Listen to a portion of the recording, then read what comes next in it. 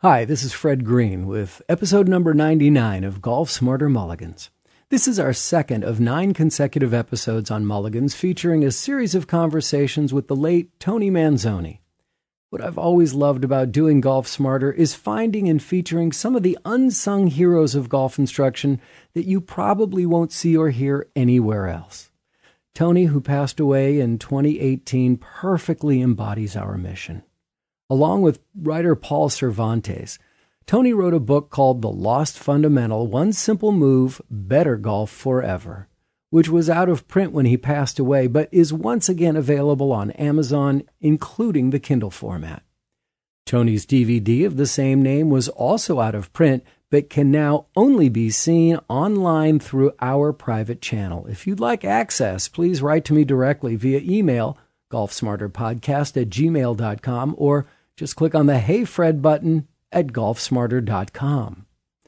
Lastly, after Tony passed, we created a Tony Manzoni Memorial Golf Smarter Fund to benefit the first tee of Coachella Valley.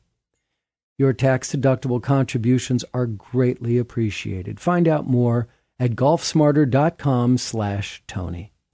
Now, even if you've heard these episodes before, I'm confident that these conversations with Tony can help golfers of all skill levels become better, more consistent players. Enjoy. Welcome to Golf Smarter Mulligans, your second chance to gain insight and advice from the best instructors featured on the Golf Smarter podcast. Great golf instruction never gets old. Our interview library features hundreds of hours of game improvement conversations like this that are no longer available in any podcast app. If you love the game like I do and you want to improve, and the beautiful part about this whole concept is you can do it from your chip shot to your drive. It's the same exact concept. You are connected at the left arm and you rotate your body through the target and it pulls the club through. The club can't turn over, and you're going to hit really wonderful shots. With another interview from the archives of Golf Smarter, here's your host, Fred Greene. Welcome back to the Golf Smarter podcast, Tony. Hey, how are you today? I'm doing well, and I'm so glad that we caught you. I understand you're going to be leaving the country any minute, right? Yeah, I'm going to China and meet with some government officials about doing some golf courses there, and also creating some golf schools, and kind of tied into what we're doing with Golf Illustrated here at College of the Desert. Wow, that's very exciting. It is, and it's my first trip to Asia, and I'm so excited about going to China because right now I think that's a hot spot for all the golf activity in the world. One of my business activity, not just golf. Yeah. Oh yeah, everything, and golf is kind of the criteria for people that are working in various industries to do business. In my golf management program, I get a lot of boys from Korea and China that have been sent here by employers so that they get some form of knowledge about the management of golf courses, and then also a little bit about teaching, but primarily to get their skills up so they can play golf and do business on the golf course. Very interesting. Well, and part of your College of the Desert program is golf management, correct? That's correct. Yes, that's correct. Very, very good. So when you were on the show, and we had you talking about Shot Watch and among other things, but we wanted to talk about your single pivot swing. And I got to ask you a couple questions about it, and you were kind of vague about it, which was okay. But I was inundated with emails and phone calls from listeners around the world saying, wait a minute, I want more. You teased this as Ben Hogan's secret, and you really didn't even talk about it. So it's not much that I would call someone back and say, hey, can you do a second episode, in a couple of weeks? Usually we'll do long interview and cut it into 2. But this time we had to call you back and get you to talk more about the single pivot swing. I hope you can. Well, I can do that. I can do that for you because it's really a passion of mine, and I think we've kind of got a groundswell moving right now with this thing. When I came up with the method through years of research, and especially watching Ben Hogan, I wasn't sure myself, because when you're thinking a little bit out of the box as an instructor, there's always the question, well, have I flipped my wig here, or have I really found something? And it took a while for me to realize that this is valid. This is what Hogan did, because there's been a lot of people saying they knew what he did, and I think this is an aspect to it. I'm not sure it's everything he did, but I know that in watching some of the film that I have of him, especially in his later years, this is exactly what he did. Wow. All right. Well, and one of the comments that I received was, I can't believe he doesn't have a website, not even a simple one.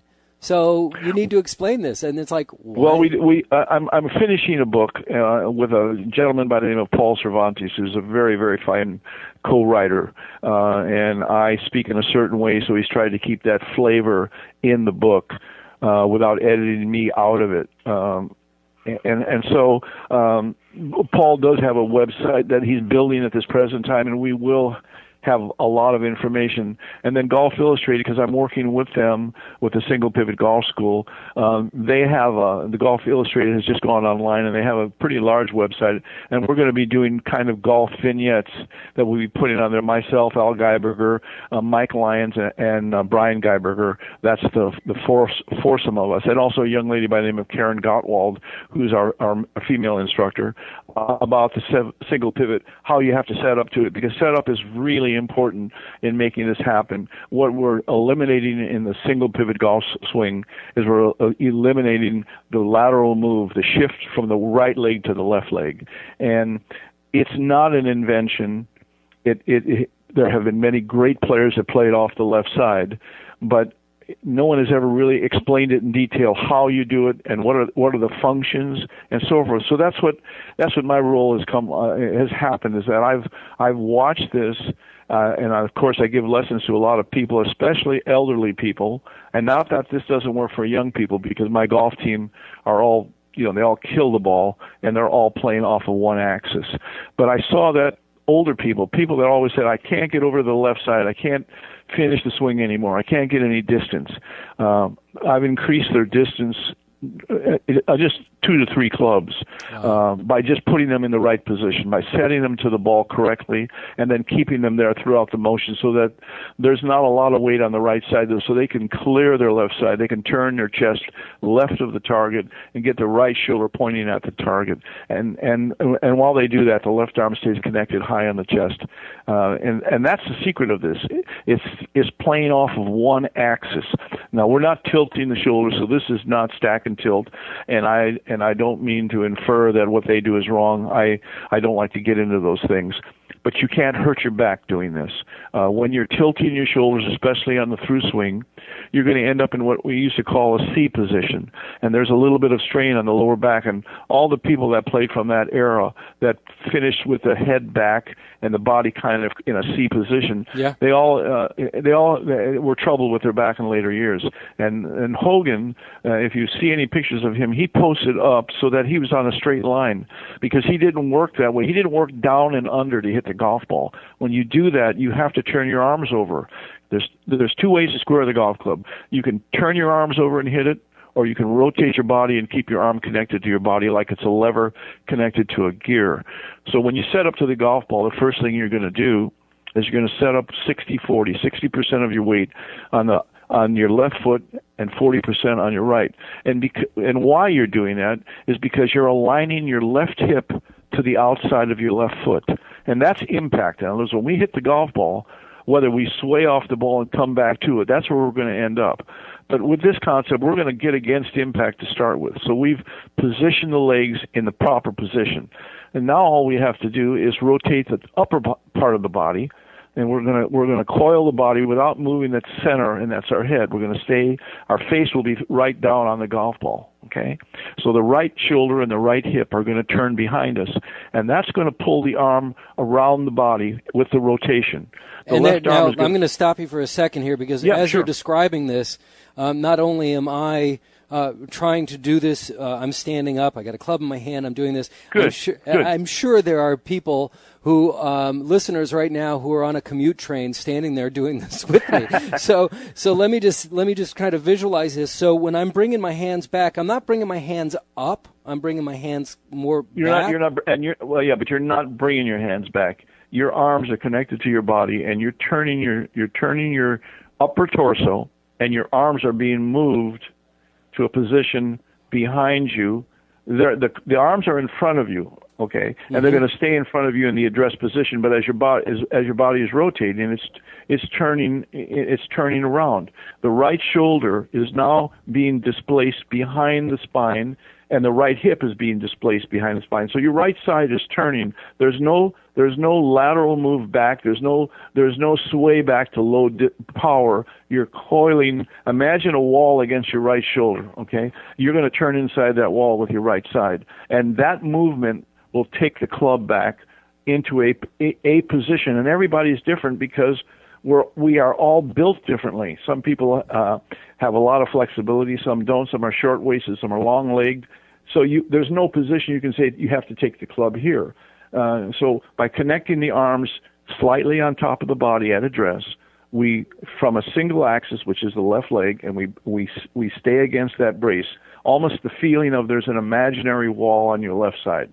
Okay, so now from that position, you're going to coil the upper body, staying centered. Okay, so when we coil, we're not going to tilt our head to the right. We're going to stay right on that ball. So the right shoulder, right hip go behind us, and the club, the arms will follow. The left arm is going to go across the chest. Now this is the big key. It's going to go across the chest, and the left arm should sit fairly high on the left pectoral muscle. Okay, years ago there was a great player by the name of Dick Mayer. He won the U.S. Open, the World Open, had a little problems with alcohol in his later years, and I met him, and he used to watch me hit balls, and he used to say, "Son, you've got to keep your left arm on your tit," and he meant the nipple, okay? And he wrote a book subsequent to that. The Gerald Ford was in the Gerald Ford Library. He gave me the book, and in that book it says that everybody has a area in the body that defines where the left arm should be, and the left arm should be right above that nipple on the man on the left pectoral muscle, okay? And he would watch me hit balls and say, "You got to keep your arm up on your tit." And I used to think this guy was whacked out because I had no idea what he was talking about until I learned that position is paramount to hitting the ball solid and straight time after time after time. Because when the left arm stays high on the chest, the only way it can move, because it's connected to the body, is the rotation of the body opening up through the target. Kind of like if you've ever seen Annika Sorensen play. Annika was was a real rotator of the golf swing. And it looked like her body was facing the target at impact. And that's exactly what it was. So if people out in the audience would stand up, if they can do this, and put their arm right across their body and then take their right arm and hold their left arm high against the chest. Okay. And then just turn the body and see how the arm moves with it. It's not coming off the chest. It's still pressed against it. Right. But if you keep turning left, the club will square itself.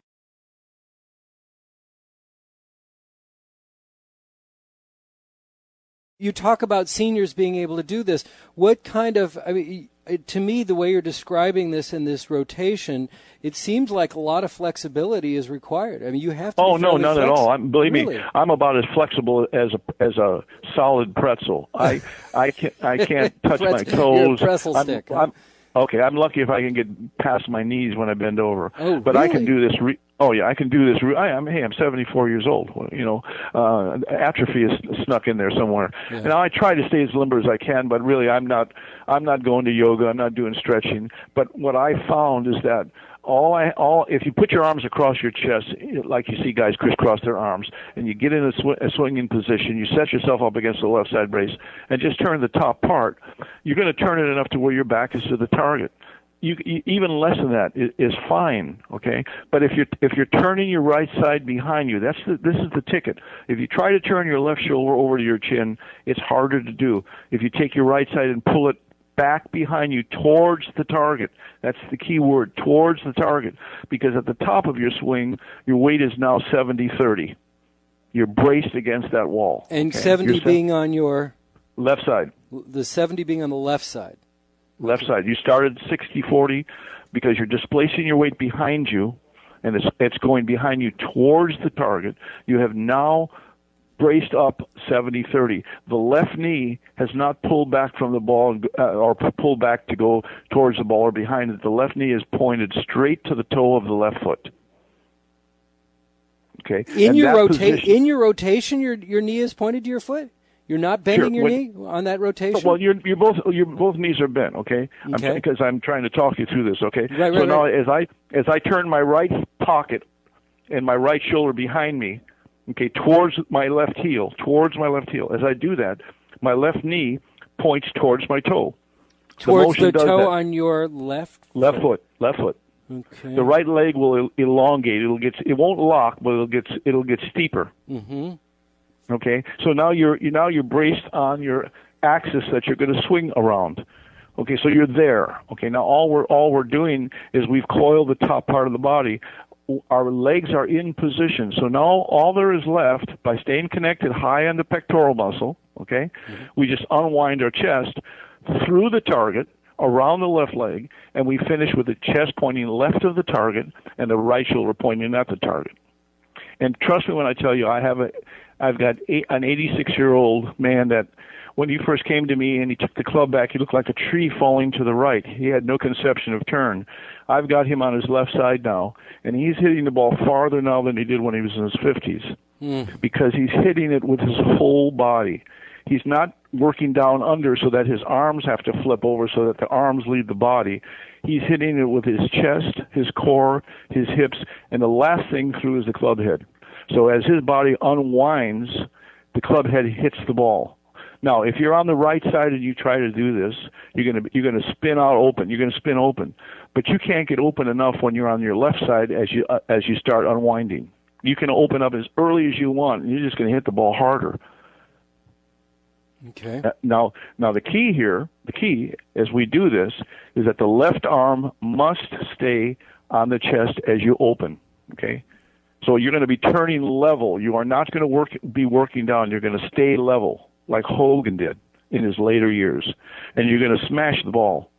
And the byproduct of this is that whether you pull it or push it, and we will do that for our life. No one's going to hit it dead straight at the pin every time. They're going to push it a little right, but there'll be no side spin on the ball because the club head is held square throughout the hitting area. There's no rotation to square it. It's square from the beginning to the end, okay? So you'll pull it or push it dead straight. So your shot dispersion is going to get real narrow, real narrow. So you're going to start hitting. Yeah, you're going to hit a lot of greens and a lot of fairways, and you're going to hit the ball much more solid, which will make your average hit further. See, when we move off the golf ball, and it's a trend in teaching. At one time, the Nicklases, the Palmers, they stayed right on the ball. Their head did not move. It didn't move because they didn't make that little lateral move on the backswing. And then all of a sudden, instructors start saying, it's okay to move your head. And I'm here to tell you that's a bunch of BS. It isn't okay to move your head because you got to move it back to the place you started because that's your center before you hit the golf ball. And, unless you're Nureyev or somebody like that, how do you do that, especially when you get past 50? So that's why so many people, we have a driving range here at the college, and you see people, and they're just locked back on that right foot, the ball goes right, and their instructor says, well, shift your weight. Well, that's the problem. They did shift their weight. They put too much weight on their right foot. They shifted the weight too early. Yeah. Once you get back on that right side, unless you have an athletic body, and even the athletic guys that are arm swingers, every now and then they're all over the place. I mean, you look at Dustin Johnson, tremendous athlete, tremendous strength. He can hit the ball 2 miles, but every now and then he can hit it so far off the fairway. Mickelson, another arm swinger on the downswing, but you can see it when the arms come down. The body can't rotate and the arms come down at the same time. If the arms come down, the body's going to follow the arms. When you're a rotator, the arms always follow the body. And because you're not turning the club over, the club head isn't going to be open a long time, closed a long time, and square for just a moment. So now you're eliminating one of the things that happens to all of us. As soon as you get anxious, as soon as it means something, our eye-hand coordination runs down our leg. I mean, that I don't care who it is. You saw Dustin Johnson in that one tournament where he stood in a bunker. Well, he didn't have to be in that bunker if he could have just hit the ball in the fairway.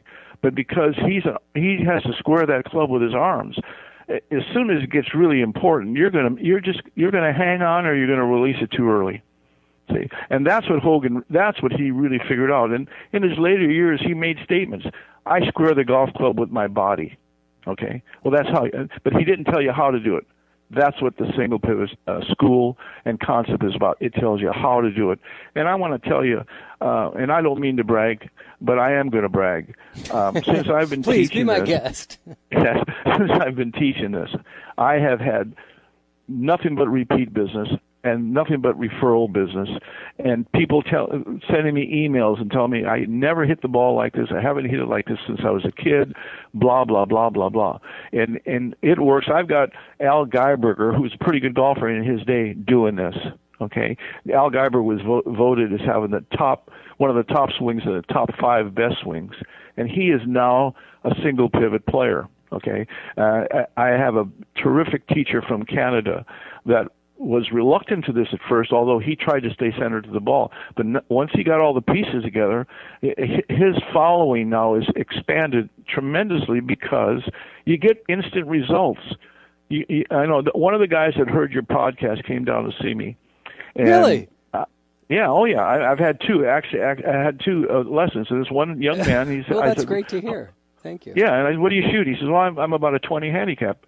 So I said, well, hit a few balls for me. And then immediately I saw he had his hands out of position, and he was just swaying back on the golf ball and with no power. And then here he's in his probably early 30s and well-built guy, and here I'm this over-the-hill pro, and I get up there with a 9-iron. I'm hitting it past where he's hitting a 7-iron. I mean, way past.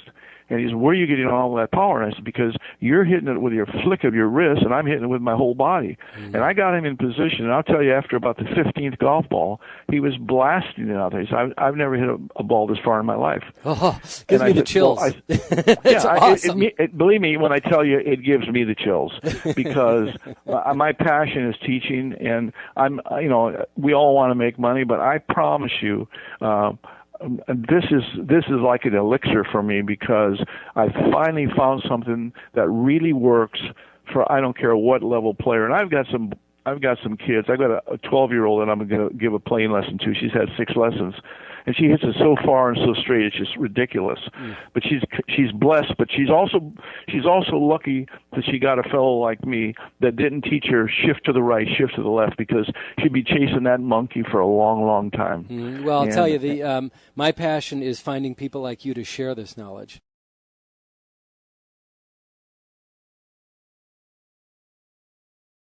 Now, I received an email from a listener in Joplin, Missouri, and he had a number of questions. He says that I just finished it and I had a lot of questions. Instead of writing to you, he thought he'd write to me so that maybe I can ask you again. And sure. You mentioned a couple times about Hogan's later years. He was just curious: is that those later years? Is that after he wrote the 5 lessons? Oh, yeah, way after. Way after. Okay. So he says that he's intrigued by what you're describing, and he's read Hogan's 5 lessons, and it really didn't help him as much as he would like.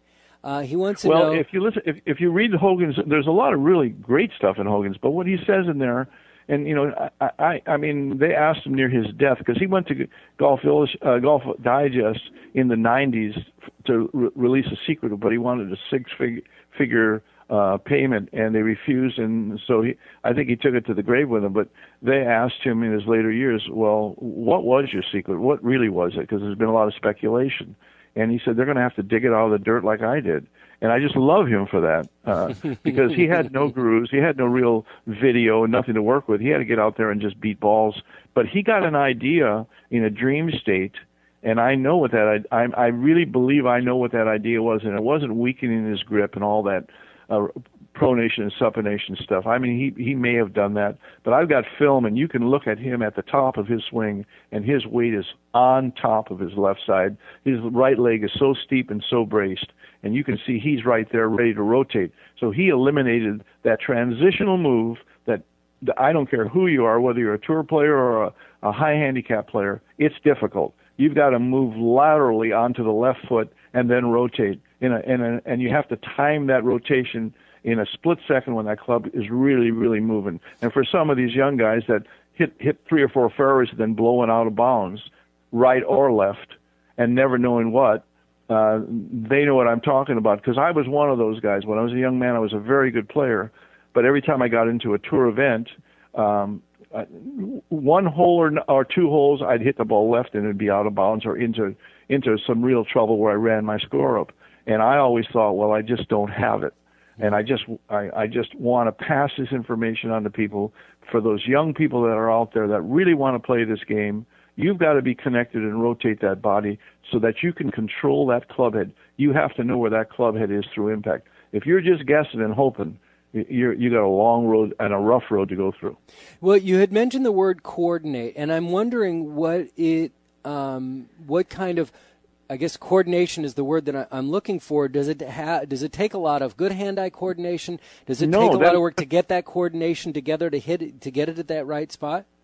If you're going to hit the ball with your hands and arms, if you're going to rotate your arms to hit the golf ball, you better have really good coordination, and then you better practice every single day for a long time, because you can lose it immediately, and you're going to lose it when you get anxious anyway. Okay? Right. But if you're squaring the club head with the rotation of your big muscles, your big muscles, your shoulders and chest, really can't rotate on a lot of different planes. Your hands and wrists are much more pliable. They can flip over and flop and hang on and so forth. The body really can't do those things. And the nerve endings are right at the edge of the body. So when you're nervous, the last thing you want to try to do is to do something with your fingertips or your hands. It's just not doable. You know, when your hands shake when you get nervous, but your chest doesn't shake. Okay? So if you can take that club and trap it across your chest, and then the only way that arm can move is for your chest to rotate, that club head is going to be in the same position time in and time again. I mean, I'm writing a book. I'm going to China. I run a golf management program. I'm the coach of the men's golf team. I don't have any time to go out there and hit balls, okay? But when I go out to hit golf balls and to demonstrate this, there is no question in my mind that I can take a driver out, 7-iron, a wedge. I don't care what it is. I'm going to hit it one way. I'm going to hit it straight. Now, I may toe it a little bit. I may heel it a little bit, but the ball is going to hold its line because my club head is not turning over. It's not tumbling. It's so does that mean there's square. just not a lot of spin on the ball when you hit it? No, I don't have any side spin at all. That's what I'm telling you. I don't have any side spin on my golf ball. My ball doesn't draw. My ball doesn't fade. My ball goes right or left a little bit, but never to the point where it would ever be in the rough. Okay. Right. And unfortunately for me, I learned this at an advanced age. I don't have the desire to compete, but I really have the desire to pass this on. Sure. Now I can tell you as the golf coach, a lot of the young men that come to me, they're pretty good players. I mean, +1s and scratch and so forth. And when they hear this, and they don't hear it from a lot of people because this is not new, but it hasn't been talked about. Let's put it that way. They're always very suspect. And as I tell them, look, I am not going to try to change the way you think or to play. I'm going to just show you the way I play and think, and then you make your own mind up on what you want to do, because I don't want to disrupt anybody in their game. And obviously there's a lot of ways to play this game. But I think I've found a way that really makes it easy for the advanced player as well as a high handicapper.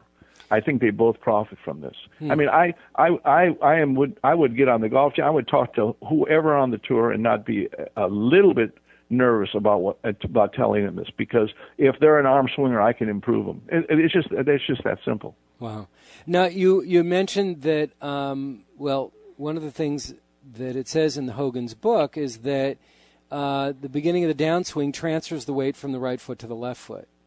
Well, Hogan said the first move of the downswing is to clear your left side. Okay, if your weight's on your right foot and you rotate your left side, you're on your right foot when you're hitting the golf ball. And that's why a lot of people, when they took his words verbatim, they couldn't hit the golf ball because he left out the part.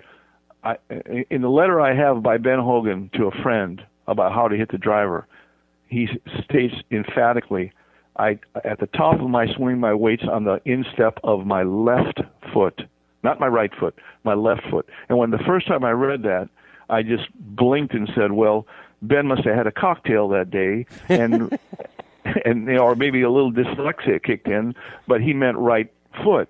And then as I continued my research and looked at film of him and then saw quotes where he told Mike Austin, who was a pro from Los Angeles, From now on, I'm going to play off the left side.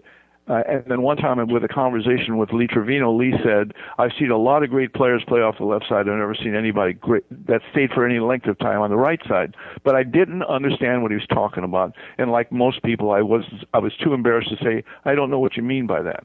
So through this period of time, this learning experience, and then also there was a lot of self-doubt. Who am I? Who am I to say some of these guys are wrong? But then when Jack Nicklaus made a quote in Golf Digest after the stack and tilt, people pointed out to him that he was staying on his left side.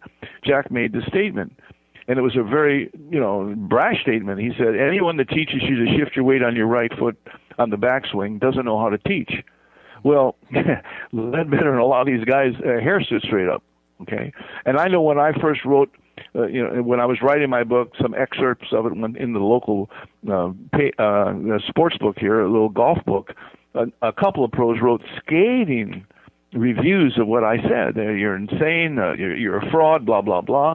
And the south side of Chicago and me wanted to go over there and punch somebody in the nose. But, at my age, I better watch that stuff. So I just wrote back. I just wrote that, and I just said, well, you have you have the right. I don't think you should slander me, but you have the right to not agree. But Al Geiberger and Jack Nicklaus agree with me, and that's good enough for me. Yeah. But see, there really was a lot of self-doubt. And I must say to you that I've been a hand player all my life. I had no formal training. I was a kid and I caddied like most of us did from my era, and that's how we learned to play golf. We got to play on Mondays at Caddy's Day, and we had hand-me-down clubs, but we prevailed. And because I could play baseball pretty good, and I was kind of blessed with eye-hand coordination, I got to the point where I could play in a tour event. I got that, not to stay out there, but I was good enough to qualify. Let's put it that way. But the game was always elusive for me, and I just said, I just came to the conclusion, well, I'm just not good enough. I've put my time in, but I'm just not good enough. And I just didn't understand connection and rotation. And then a lot of people think that Jimmy Ballard was the one that was the first one to say that, but that's really not true. I've got books that were written in the 20s and 30s that talked about connection and rotation, and there was an argument at the time, do you face the ball when you're hitting it, or are you facing the target when you hit it? Because when you're facing the ball, your arms have to cross over in front of you. When your body's facing the target, then your arms are being pulled by the body. So that this argument has gone on for a while, okay? Mm-hmm. And Hogan, he was a very bright man. He had like a 175 IQ, so he was close to genius. He figured it out. He got a thought and figured it out and worked on it. And I don't think he ever really divulged his secret. But you can see it in his later film. You can see it so clearly. You can see his rear end is totally on his left leg, as was Nicklaus. Even though Nicklaus hoisted the club upright and Hogan took it around him, they were still against that brace. And I think that is, playing off of one axis it really eliminates a lot of the error made on the transitional move. And then the coup de grace on that is if you can keep your left arm connected high in the chest so that the movement of the body rotation brings the arm into impact, then you got the best of everything. And that's what we teach. There's some finite things like when you set up to the ball, your right hip has to be on the inside of your right foot at address. And then when you go 60-40, you find that the left hip has to be in line with the outside of the left foot. So the legs are going to be reactionary to the swing. You're not going to have to drive the legs. You're not going to have to move the lower body and then the upper body and all that stuff. That's all very, very difficult. And really, when we use the legs for power, that leverage comes from the ground up. It doesn't come when we're moving laterally. We're actually not totally on the ground. So the more you're grounded, the more power you can get from your legs. But your legs have to be in a certain position so that they can stay grounded as you rotate the top part, and then they just react. Unfortunately, you can't see what I'm saying, but hopefully your listeners are getting a flavor for this. And you're being very descriptive. It's good. I mean, if you don't, not while you're driving, of course, but if you can close your eyes and listen, you can visualize a lot of what you're saying. Yeah, because this is really important, and I mean it's really important if you love the game like I do and you want to improve. And the beautiful part about this whole concept is you can do it from your chip shot to your drive. It's the same exact concept. You are connected at the left arm, and you rotate your body through the target, and it pulls the club through. The club can't turn over, and you're going to hit really wonderful shots. And we're not trying to stay behind the ball. We're trying to move through the golf ball. Again, that's another concept. See, when you drop your right shoulder down, your head goes backwards. It goes away from the target. Your body arches, and your hands turn over, and you hit the golf ball. But the true rotational person doesn't drop down and hit the ball. His right side stays level, and he just slams his right side through that golf ball. He hits through the golf ball. His right side goes past the ball. If you're using the golf ball, and this is what I tell all my students, use the golf ball as a line. It's just a point of reference to align your club head to the target, but you've got to move past that line. Your divot has to be on the other side of that line. It can't be behind that line. When you put your golf club behind the ball, if you brought the club right to that spot each and every time, you'd be hitting the ball fat because the club sets behind the golf ball. So we've got to catch that ball and then the divot forward of it, okay? So we've got to be moving through it. The more underneath you work, for all the people that hit it thin and fat, you're behind the ball. So you have to be in position to hit the ball with power, and most people are behind the ball too far. So the only thing they can fire is their hands, and they hit and fall back. They step back in the box like a lot of baseball players used to do.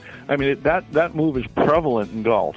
There's PhDs with that movement, I can tell you that.